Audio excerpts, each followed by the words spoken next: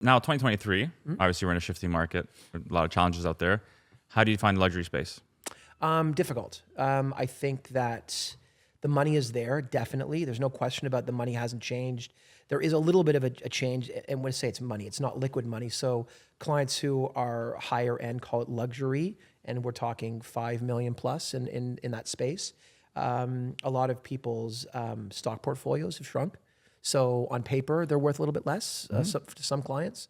But that being said, these are still fairly affluent buyers who can buy. The other part of the other part of this is people know value. So buyers are not dumb, especially at any price, but especially as you're getting up into these higher echelons, they're watching the market. So when a good value proposition comes, it sells. Like we've sold a couple of houses in the last week that are $4 million plus, which is a lot of money, right? And when at one of them that came on the market, we actually had it tied up a day before it came to MLS because we knew at $4.5 million, one of them, that it was such a good buy, you had to get it, right? Yeah. And our clients got that. So good houses at whatever prices still sell. Yeah. But if you're just picking a number in the sky, no, it's got to be properly priced in this market. Yeah. Like the pie in the sky COVID pricing, which was working at the time, just it's not applicable anymore. For sure. Yeah. And are you using any tactics, to go a little bit over and above and beyond, let's say, to acquire these buyers, extra efforts in marketing? Well, marketing actually comes back to like you guys, like our marketing side of our team, like Kyle, who was kind enough to like source you guys out and find and see what you're doing. Like we're trying to sort of grow our exposure in your world, which I find to be fascinating. Because I was saying to you briefly on the phone before, like how I look at myself as kind of like, I know I look at you guys and I think I'm your age, but I'm not. I'm older now. I'm like, oh my God, it happened so fast. Like I'm in my mid-late 40s now. And I realized that I was brought up on a little bit of a different system of like, didn't have the social media, didn't have that outreach that you guys have. And so we're trying to now cultivate a little bit more of that sexy online presence to bring in more comfort and more of a brand with our clients. Yes. To feel more comfort. Where we have the old school that we do like tons and tons of flyers to houses and like newspaper ads and stuff. But that's all shifting now into your space. Yeah. Yeah.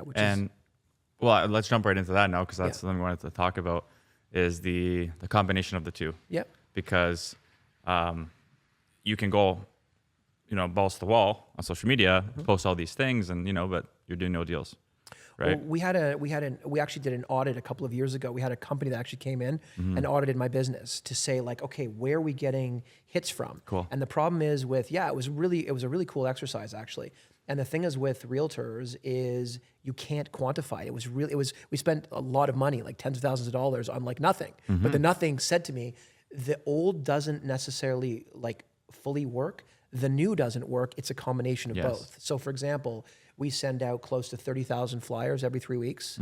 We have off and on ads, our own personal ads in the Globe and Mail, which is a huge, huge paper in Toronto. And we have billboards, we have bus shelters. Like we really are our own company. Yeah. Like we're a brand within a brand. And it's hard to quantify where that comes from, where the leads come from. Yeah. We don't know. So when people call us, it's, oh, I got your flyer. Oh, I see you here. Or, oh, your name was down the street on a house. Like you were on the front of a house, like on a lawn. Yeah. So it comes from all over the place. It's not one thing. Are you tracking that? Like, are you organizing it? Like, where those touch points? We do.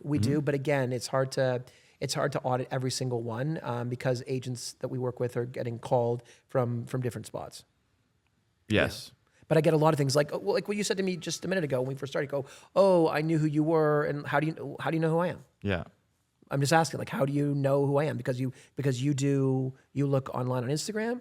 Do you know me from seeing my listings? Do you know me from like that's funny because you're an Instagram guy. Yeah. Have you seen my name before? Where driving through? Yeah. So there you go. The signs. That's what. Okay. Your name in a combination with the Harvey Callis. Yeah. Mesh as well. Okay. It's just that combination of the two. That's what I've noticed. Okay. Especially driving through your pockets, and then Instagram. And and I say this all the time too. I preach this all the time too.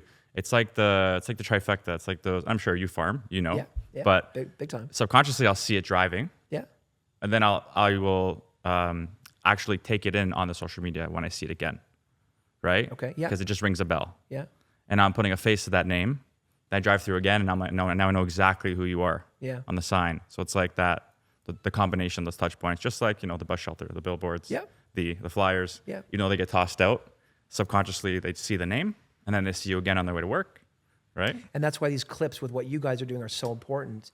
It's funny. I actually want to credit, aside from, Michael Callis has been wonderful in trying to help me bring our team into like this next phase of what you guys are doing. But how we actually got into Instagram was actually from Adam Stern, who runs Rare. Yep, of Rare. course. He's Yeah, a yeah. good friend of mine. He actually used to work at Callis, and great guy. And he got actually myself and my wife, who does a lot of our media, a bunch of years ago. He's like, you got to do social media. And we're like, what are you talking about? And we first looked at it and we were like, I didn't get it. She didn't get it. And it was just when we were starting our own team. And we spent the first couple of years off of what he was doing, trying to start it. And then we realized it's turned into this like, whoa, where now we have, 15,000 daily viewers ourselves that are just watching it. Plus we have a couple of other accounts. Between our whole team, we have probably 25,000 people, which is great on a daily, but it's a really, really, really important tool that people are watching every day and don't even realize they're watching it, but they are.